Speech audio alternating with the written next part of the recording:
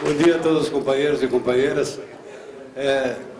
Dizer que dar boas-vindas já foi dado a todos e agora nós vamos diretamente para os trabalhos, que viemos aqui para isso, perfeito? Então nós já vamos iniciar o nosso trabalho de hoje, que é onde a grande responsabilidade é para o coração das entidades sindicais, que é o departamento jurídico, e com aqueles que nos ajudam e em determinados momentos também nos contestam. Eu acho que a contestação é a alma da democracia. E por isso eu vou convidar para fazer parte, para já vir para proferir sua palestra, o doutor Francisco Gerson Marques de Lima, que é procurador do trabalho da 7ª Região. Por favor, doutor. Seja bem-vindo. Tenha bondade. Companheiro Carlos Lacerda. Cadê o Lacerda? Está presente? Companheiro Carlos Lacerda, por favor, ajude a compor a mesa.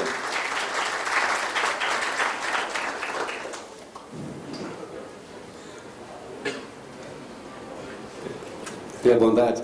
Eu sou meio despreparado para essas coisas, tá? Vocês não reparam não, porque eu me sinto em casa aqui, tá bom? Doutor Francisco, então agora já de imediato eu passo o microfone para o senhor e a palavra para o senhor se dirigir aos nossos companheiros. Mas só antes de tudo eu quero dizer aos ilustres advogados e advogadas que esta para nós é uma oportunidade de ouro, até para somarmos ou contestarmos, dentro daquele princípio que a contestação, volto a repetir, é um direito assegurado dentro do nosso processo democrático, desde que não seja com a falta de respeito. Muito obrigado pela compreensão dos companheiros. E, doutor Francisco, o microfone é seu. Obrigado, dá pra...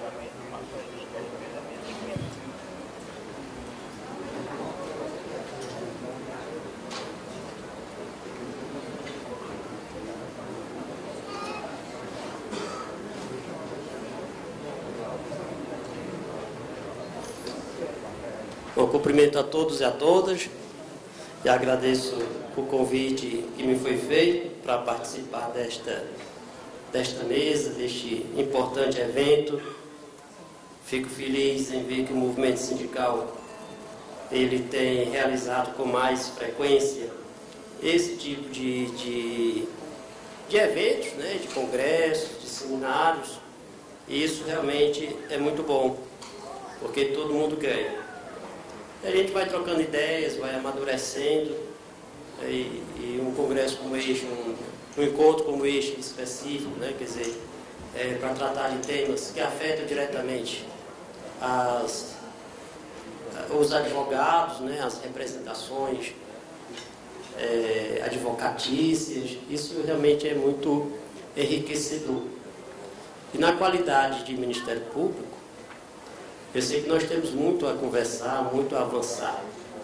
Mas eu fiquei com um tema bastante espinhoso, chamado custeio sindical. É um tema muito complexo também. E nós passaríamos aqui, talvez, o dia todo conversando. E eu acho que não seria nem tão tenso, não. Nós temos muitas coisas em comum e temos muitos pontos em que nós convergimos. Temos também alguns pontos em que divergimos. Isto sempre vai existir, sempre é desta forma. Como o Dalprá já falou, são as divergências que formam a democracia. Né? Viver democracia, a gente aprender a viver com a divergência dos outros, né? A divergência que constrói. Eu trouxe uma apresentação, trouxe um slide. Na realidade, esse slide ele é bastante extenso, e ele é fruto de uma construção de outras apresentações que eu já fiz. Alguns slides nós vamos adiantar um pouco, correr um pouco mais, e outros slides não tanto. Tá? Alguns precisam realmente uma atenção maior.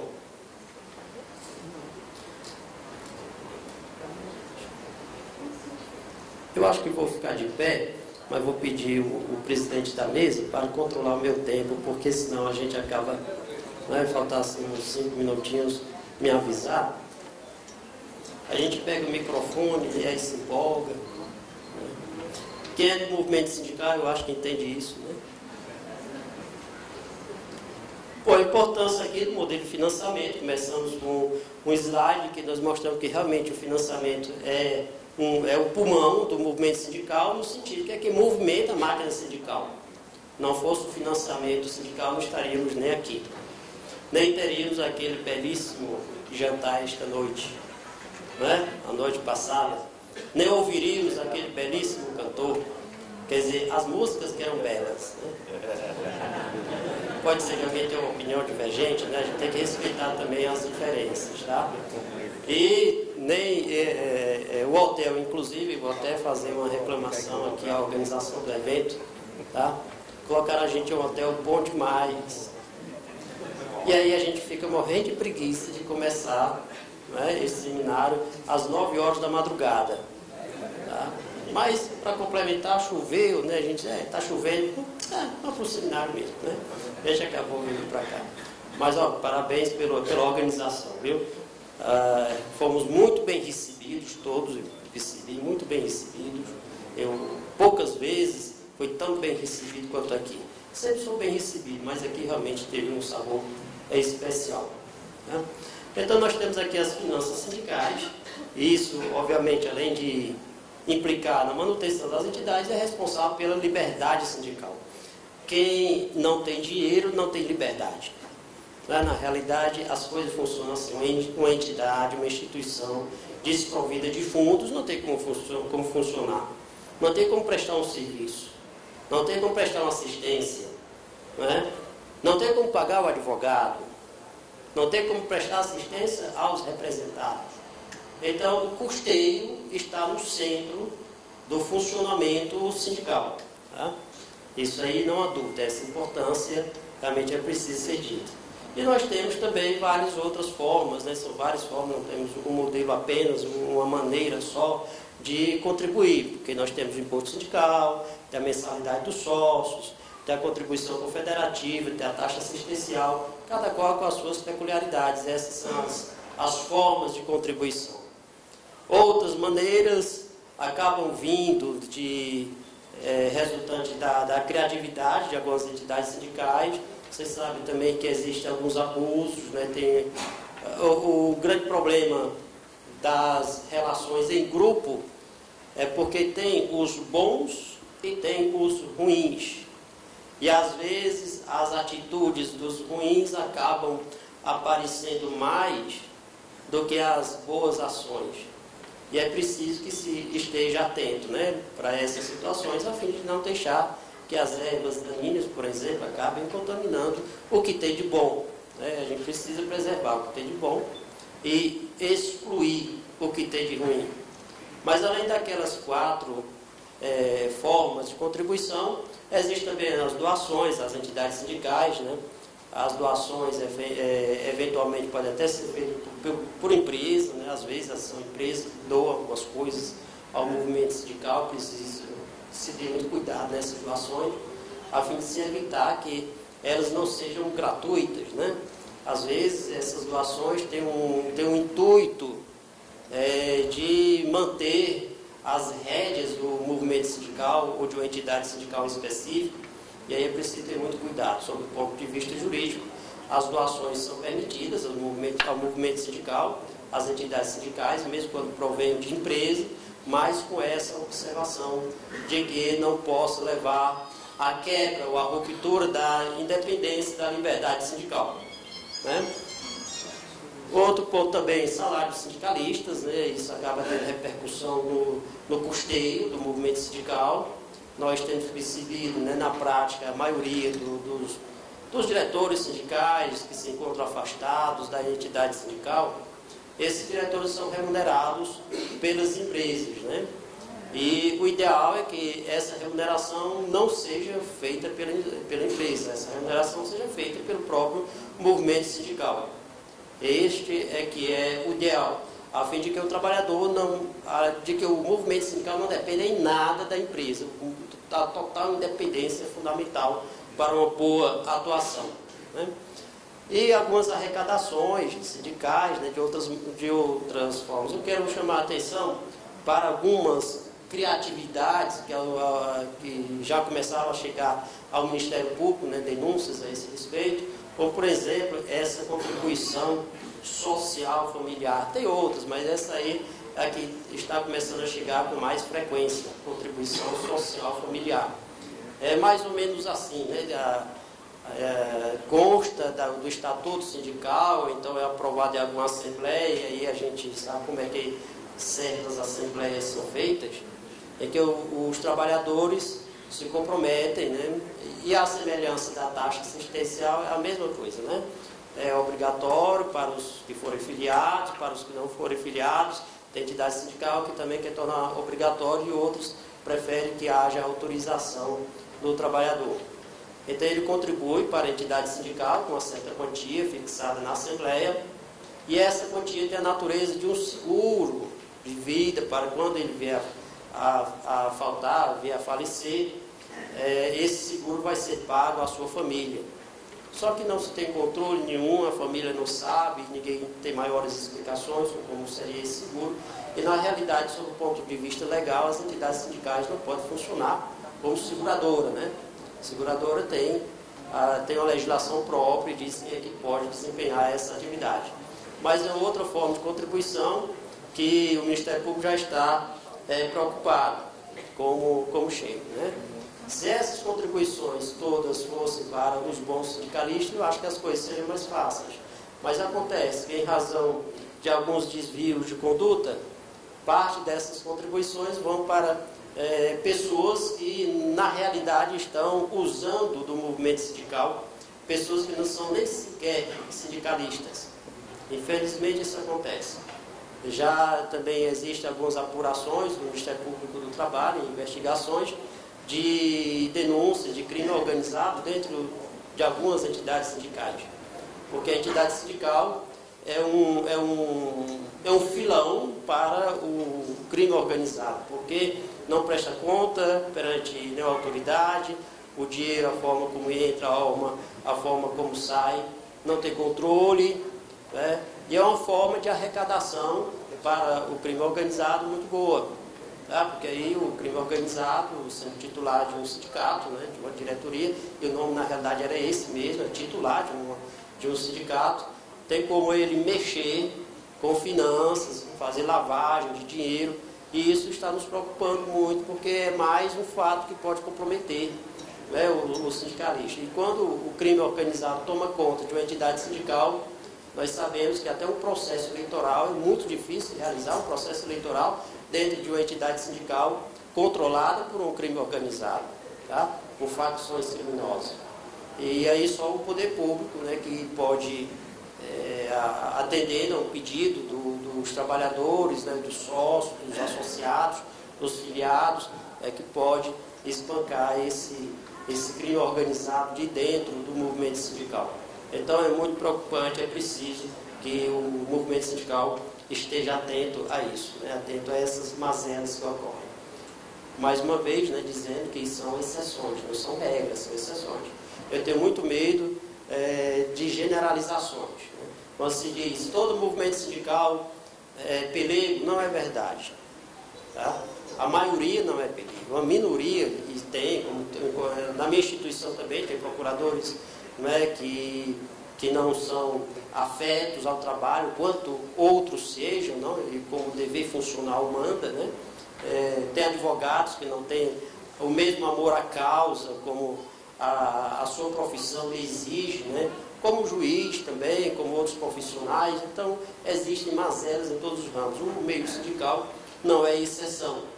Então, tem os sindicatos altamente combativos, as diretorias combativas, e tem também as diretorias, né, que nós sabemos que são pelegas. Estão ali, mas praticamente para vender o sindicato, ou só para usufruir dos benefícios que a entidade sindical possa oferecer, né?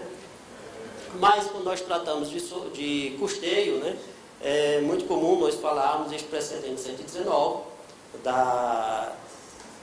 do Tribunal Superior do Trabalho, que você já conhece. Esse precedente 119 é um precedente bastante rígido. Ele requer, na realidade, que o trabalhador autorize previamente o desconto, né, da taxa assistencial, quando ele não for associado à entidade sindical.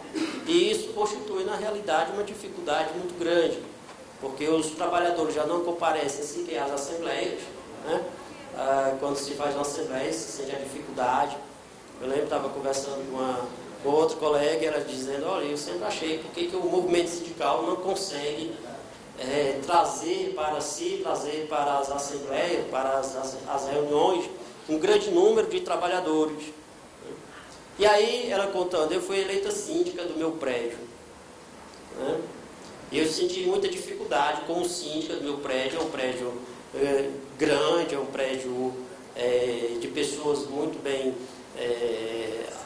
culturalmente, né, de boa cultura, né, pessoal estudado, mas aí nas assembleias comparecemos, era contando eu, o vice, né, do condomínio, certamente mais pela proximidade, pela amizade, né, o marido dela, né, que compareceu para dar uma força, né, os 2 filhos dela, né, ela disse que ia aparecendo, um ia entrando correndo no elevador, ela conseguiu pegar, opa, não, nós estamos aqui numa reunião, né? Enfim, ela disse que apareceram 5 pessoas no final das contas, né?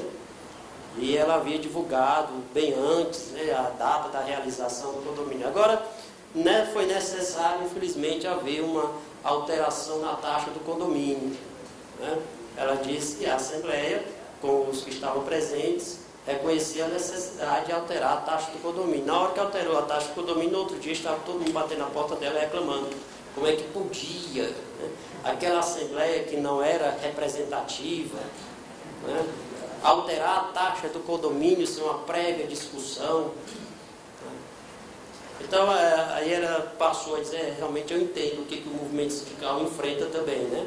O movimento sindical, os trabalhadores, boa parte dos trabalhadores não comparecem ao sindicato, não sabem o sindicato fica, não comparece às assembleias, mas na hora de reclamar, ele está lá para reclamar do movimento sindical. Tem outras facetas também, né? Tem determinados sindicatos que fazem questão de que os trabalhadores não compareçam mesmo às assembleias, mas aí são os maus sindicatos, né? Constituem uma exceção, não é a regra. Não é a regra. Esta jurisprudência do TST foi construída, na realidade, pelo Ministério Público, foram as várias ações, serviços públicos, e que foram promovidas logo após a Constituição de 88, mas teve uma justificativa para aquele momento. Quando a Constituição de 88 saiu, apregoando a liberdade sindical, então o movimento sindical tinha sido enclausurado, então quando viu a porta, a janela da liberdade, ele saiu voando, tá, em busca dessa liberdade. E os exageros começaram a ser praticados. Então, os próprios trabalhadores começaram a denunciar, e parte dessas denúncias provém ainda hoje do próprio movimento sindical. Você sabe demais que, às vezes, tem uma diretoria, realiza as eleições, a oposição que perde, depois de estar fazendo denúncia contra o próprio movimento sindical. Então, são questões intestinas, falta de uma consciência sindical. Para falar para vocês, vou contar o caso, esse caso eu sempre conto, onde eu ando, porque eu achei muito expressivo. Eu recebi uma comissão de trabalhadores, isto no ano passado, por uma época desta, um pouquinho mais cedo, aí os trabalhadores queriam fazer uma denúncia contra a direção sindical, porque a direção sindical tinha estabelecido a taxa assistencial no valor de 6%, 3 parcelas de 2%, aliás, 9%, 3 parcelas de 3%. E esse grupo era contra a taxa assistencial, sendo que a taxa assistencial já existia há anos, né? Mas naquele momento esse grupo foi reclamar ao Ministério Público. E eu dizendo para eles, olha, mas você vai reclamar ao Ministério Público, você vai formalizar essa denúncia? Vamos formalizar. Faça isso não. Você vai formalizar no momento que você coloca no papel, a gente vai ter que apurar. E o sindicato, eu conheço o sindicato é muito combativo, ele vai precisar dessa taxa. Não, doutor, mas não pode, essa diretoria que está aí. E na conversa eu descobri que o sindicato estava em época de eleição na diretoria. E aquele grupo era a oposição à direção. Né? Mesmo assim, eu insisti, não consegui demovê-los da ideia e eles formalizaram a denúncia contra a taxa assistencial. E o negócio foi foi kafkaniano, porque quando eu chamei a direção sindical, o presidente disse: doutor Gerson, fazer o seguinte, eu não quero taxa assistencial de jeito nenhum, nem dos sócios mais, nem dos filiados, não quero mais taxa assistencial. Mas homem, você precisa, não, não quero mais nem dos filiados, para mim basta a mensalidade dos sócios. Né?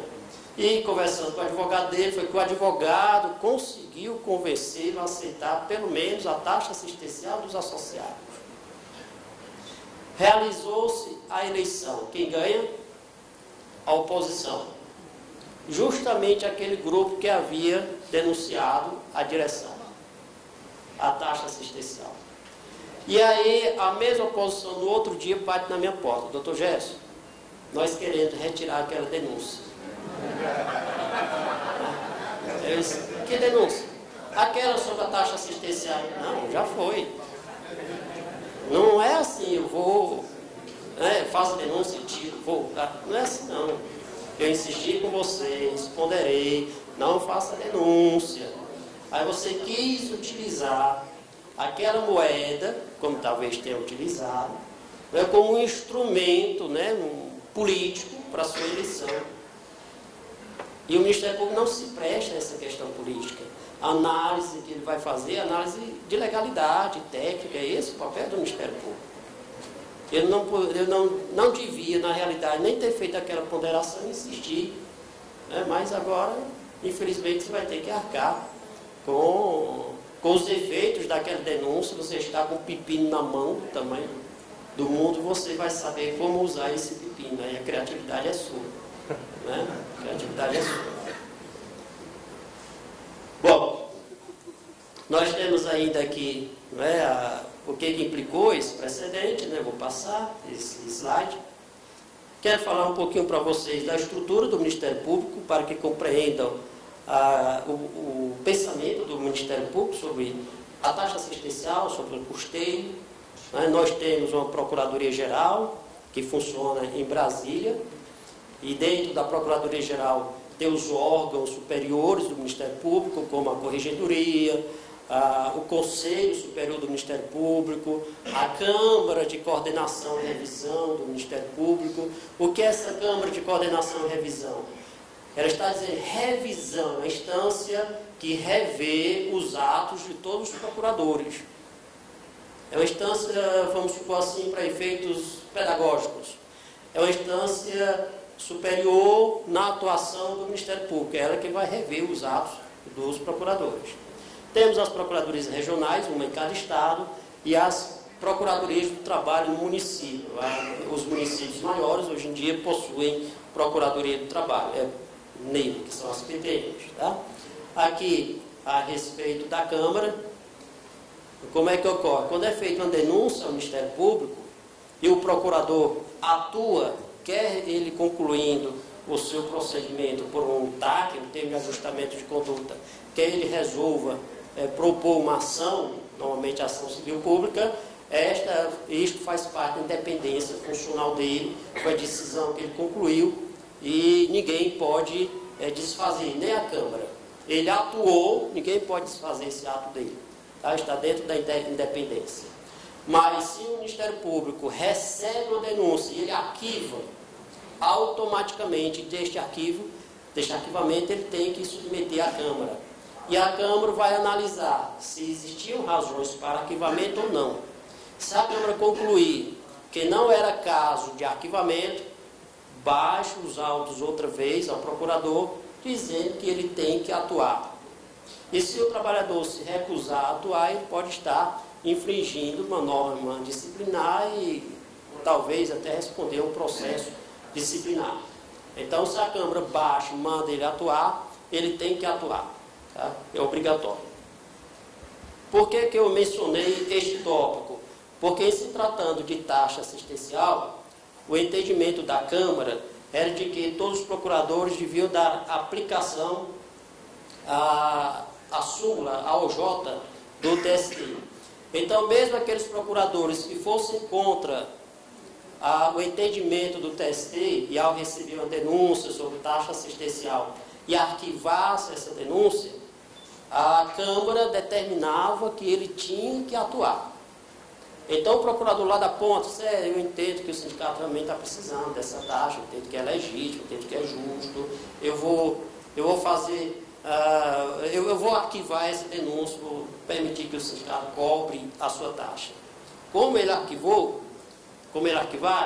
a Câmara, esse processo necessariamente vai para a Câmara, e a Câmara, porque entendia que tinha que seguir ao J do TST, baixava de novo e disse, meu amigo, você vai ter que atuar contra o sindicato.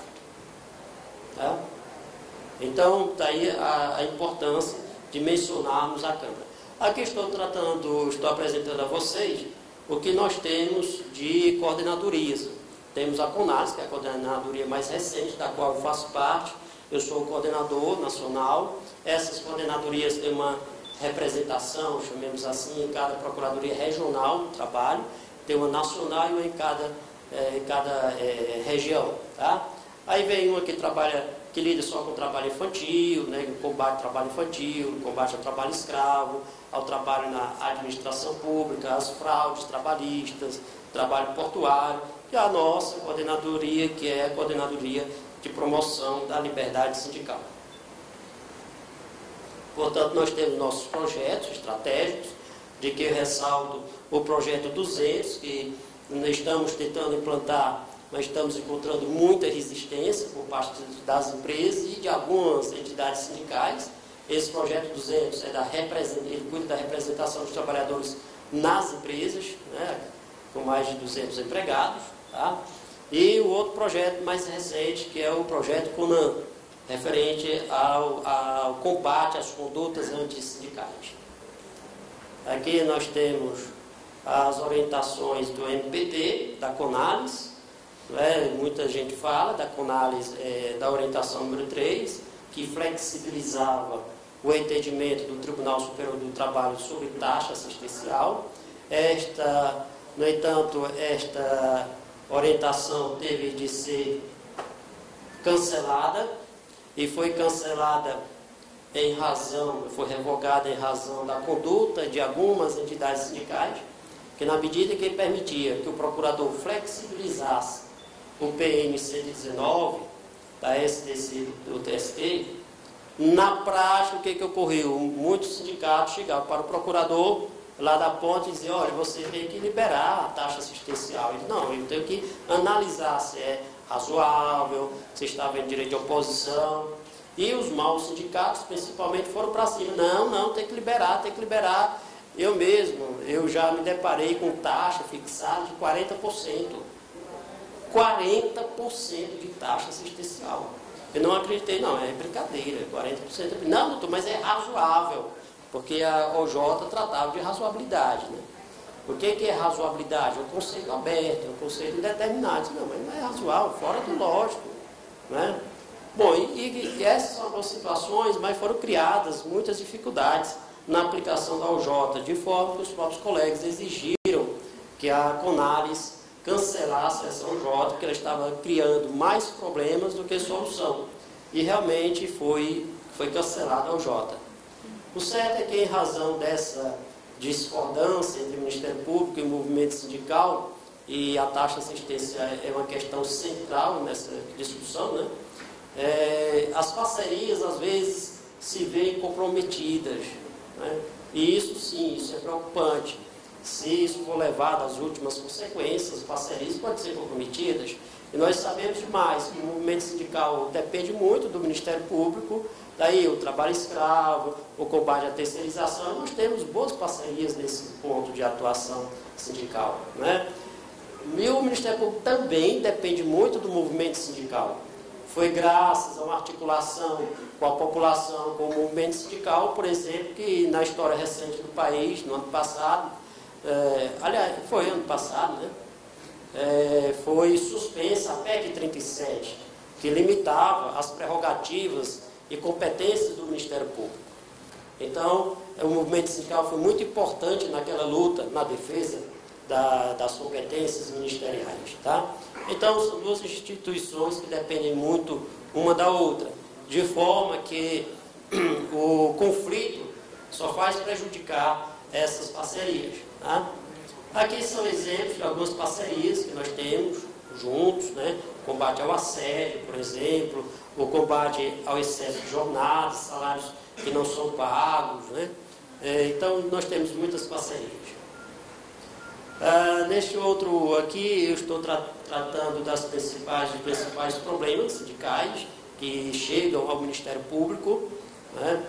Uma delas é o custeio sindical, mas existe também questões sobre a falta de transparência contábil. Tem entidade sindical que não presta contas, né, nas assembleias, não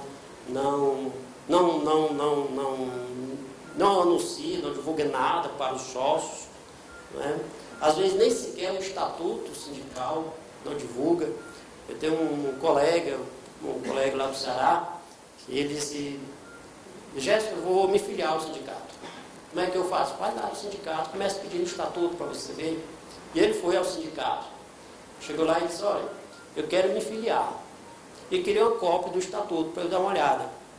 E o presidente do sindicato disse: olha, é muito bem-vindo o seu interesse em se filiar, mas vou logo dizer para você que o nosso sindicato é fraco. Ele disse: não, mas eu quero me filiar. Pois, ótimo, olha, mas nosso sindicato aqui você não vai conseguir muita coisa não. Então, enfim, foi desse jeito. Se tivesse sair, foi com depressão. Sai com a depressão danada. O próprio presidente do sindicato, né, me desestimulando a filiação, e me enrolou, me embromou e não me deu a cópia do estatuto sindical. Aí eu entreguei o e-mail a ele, disse: olha, você tem em via digital? Tenho. Pois mande para mim por e-mail, até hoje. Né? Até hoje. São os maus sindicatos, né? Como é que um sindicalista vai dizer isso para um associado? Melhor, deixa a cadeira, deixa para outro que queira desempenhar o serviço, né? É um dia que fechar o sindicato, porque a categoria precisa do sindicato, mas desocupa a cadeira, rapaz, dá para outro, que tem outro que queira, né?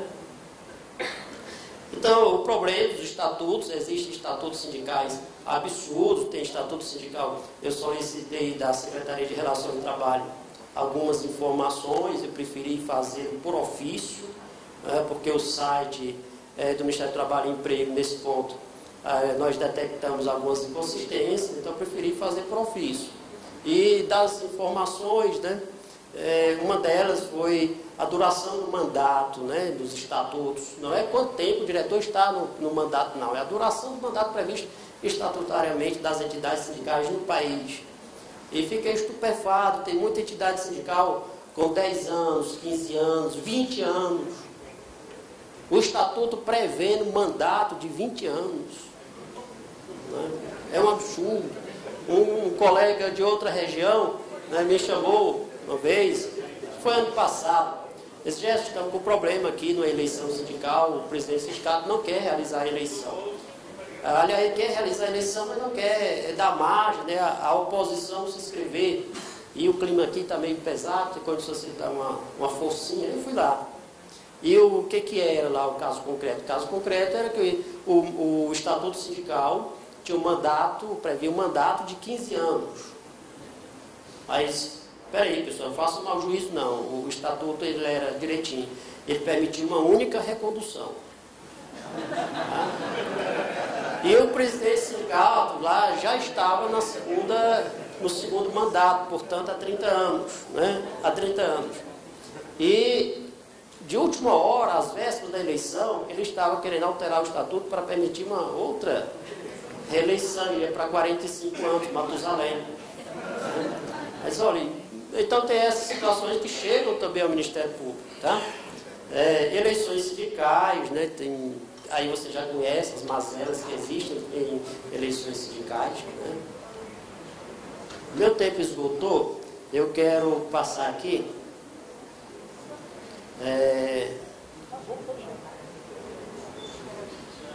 Eu posso deixar isso aqui para os debates, tá? Caso haja. E para finalizar, eu quero dividir com vocês este último slide, que é a respeito dos problemas sindicais, né? Principalmente liberdade sindical. Ó, pessoal, é muito fácil a gente jogar a pedra no telhado do outro. Na vida boa do vizinho. Tem outra história que eu sempre conto também. Eu era oficial de justiça, e aí eu ia fazer as notificações, aí via os escritórios de advocacia, aqueles escritórios grande, sabe? O advogado ali sentadão, todo palitosado, atendendo o telefone, atendendo o outro, uma secretária ali, o estagiário, não sei o quê. Eu disse, rapaz, essa aqui é a vida. E esse negócio de oficial de justiça, vai com nada, vai pro outro, vai com nada, isso não dá não. Aí eu larguei e fui advogar. Quem é advogado, principalmente no início de carreira, sabe que pena, né? É um sofrimento maior do mundo. E aí, naquela correria de fazer audiências, pegando a barriga do balcão, naquela época as coisas eram mais difíceis ainda do que agora. Às vezes tinha seguidor que fazia a maior dificuldade para atender o advogado.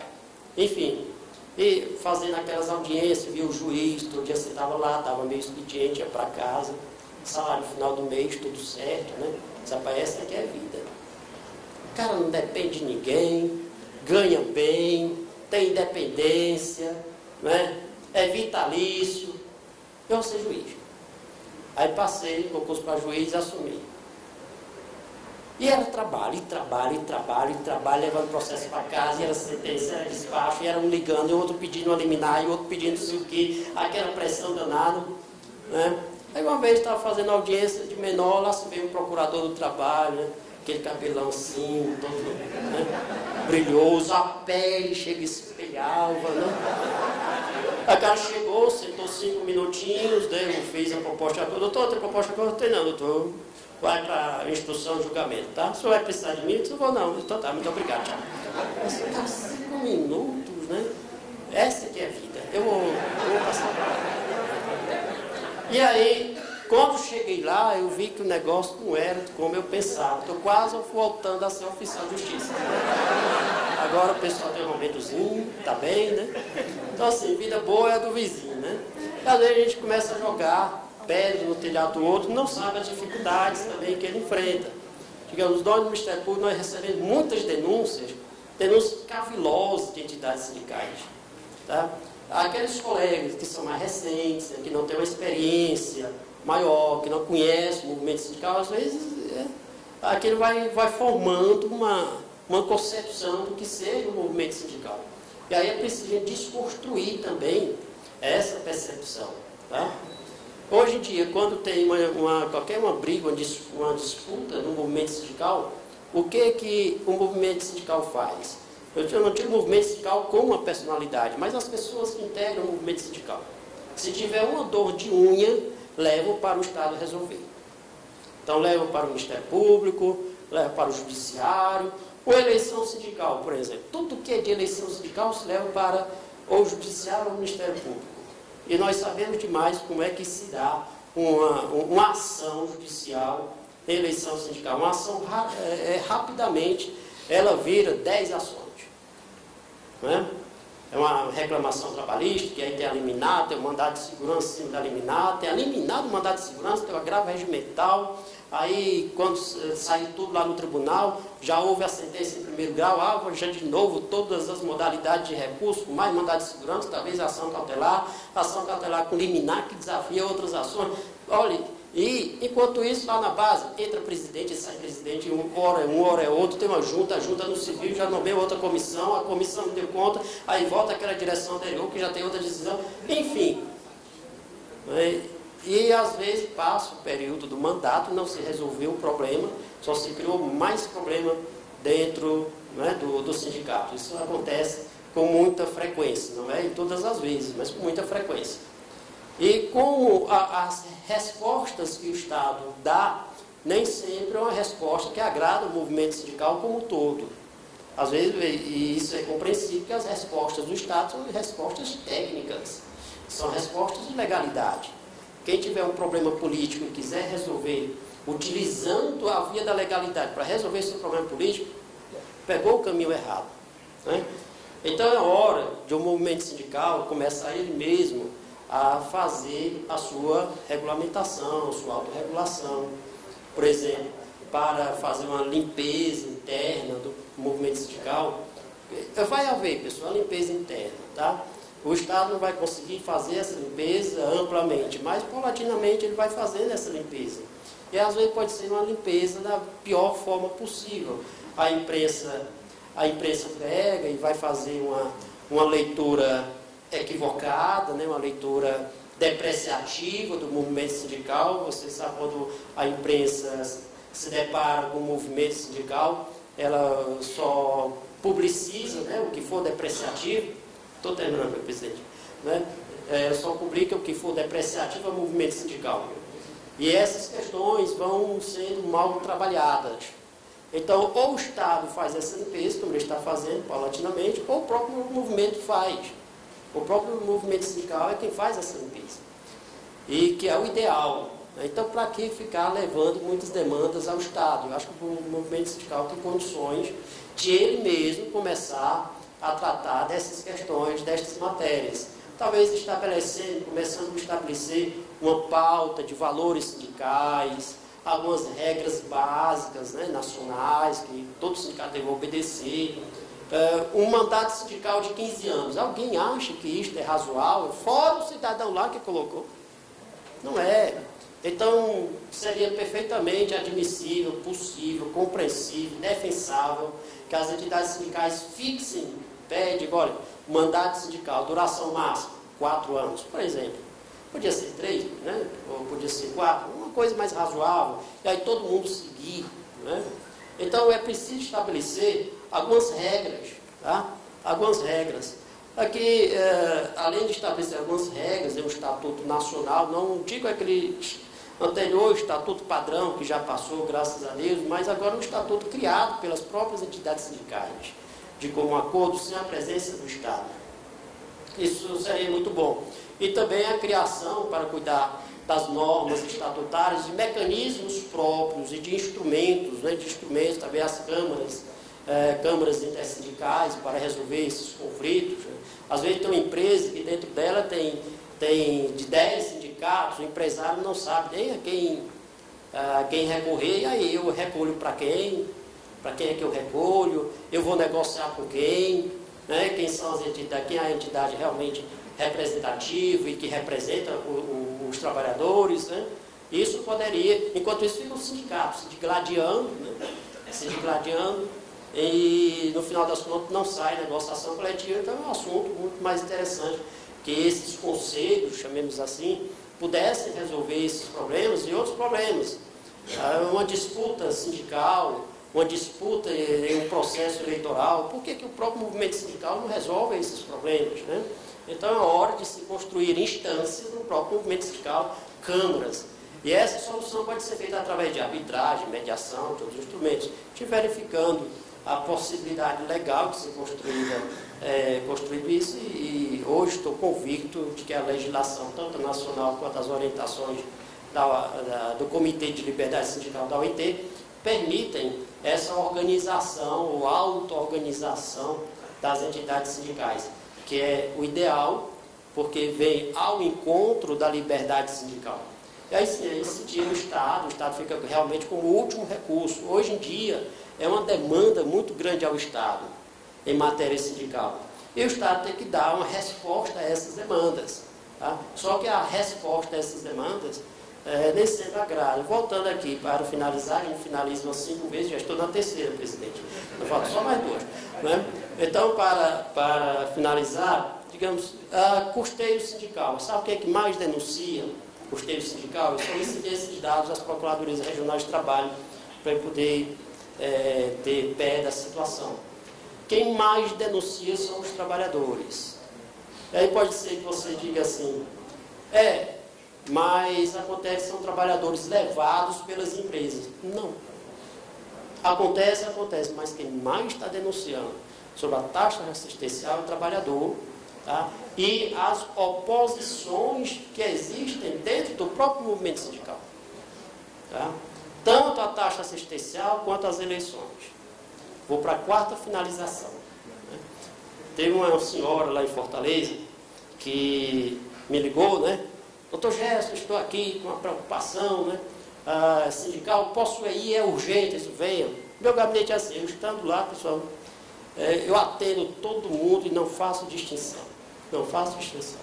Pode ser qualquer hora que eu esteja presente, não faço distinção. Eu estou lá todos os dias, a não ser que eu estou viajando como agora, né? Quando eu tenho esse privilégio. Tá?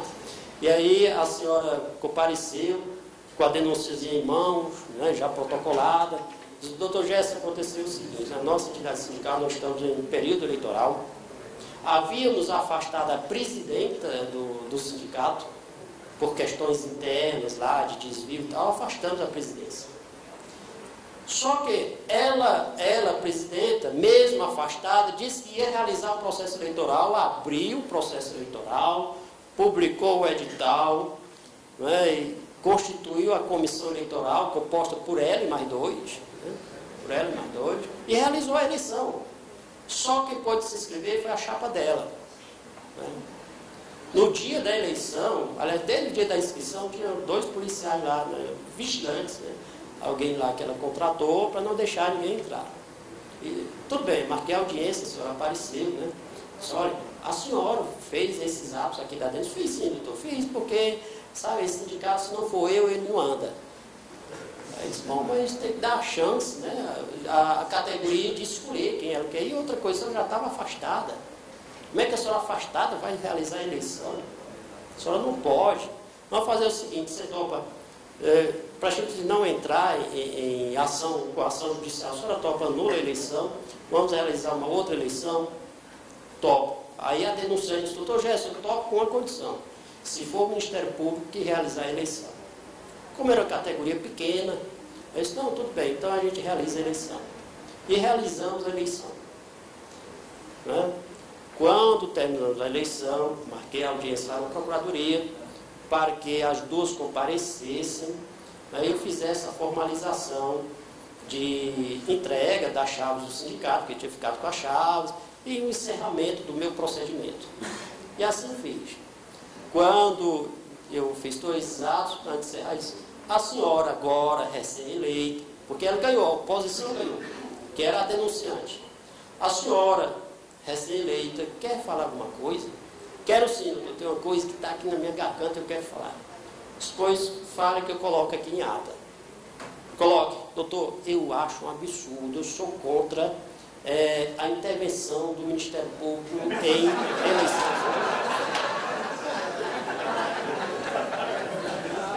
E aí, como eu estava na condição de procurador, eu tive que chamá-la de senhora e tal. Se fosse lá fora, era de outra coisa, né? Mas, não, tudo bem. A senhora é contra, né? Mas eu estou registrando, viu, a sua opinião aqui, embora saiba que a eleição, a senhora só é eleita porque a Ministério Público realizou a eleição que a senhora pediu. Mas tudo bem, vou registrar. Dor de barriga não só dá uma vez. Era um sindicato pequeno e realmente na semana seguinte ela compareceu lá no meu caminho. Doutor Gerson, eu estou com um problema. Não vou intervir em entidade sindical, não. Não, mas a empresa... Não, a senhora se vira lá, mas a empresa... Se vire lá, não quero mais nem conversa com a senhora. Não quero mais nem conversa. Ainda foi ao meu gabinete umas 3 vezes, né? Eu disse, olha, nadinha. Eu protocolei, disse, não tem problema, arquivo. Então, assim, tem essa incoerência, a gente não sabe se a sujeita é doida, tá? Ou se vai doida, não sei, né? Tem essas coisas assim. Então, às vezes a gente padece dessas coisas aí. E já, agora a 5ª vez, né? Finalizando a 5ª vez, viu? Olha, eu vou ficar disponível aqui ainda aos senhores. Não sei se a organização do evento tem um espaço reservado para debates. Por certo, eu fico por aqui à disposição de eventuais perguntas, viu? E ponderações que vocês queiram fazer. E mais uma vez renovando os agradecimentos pela compreensão da mesa, a compreensão de vocês. O convite que me foi feito. E sempre me convide quando for para cá, viu? Sempre me convide. Eu farei esse esforço para estar aqui, tá? Obrigado.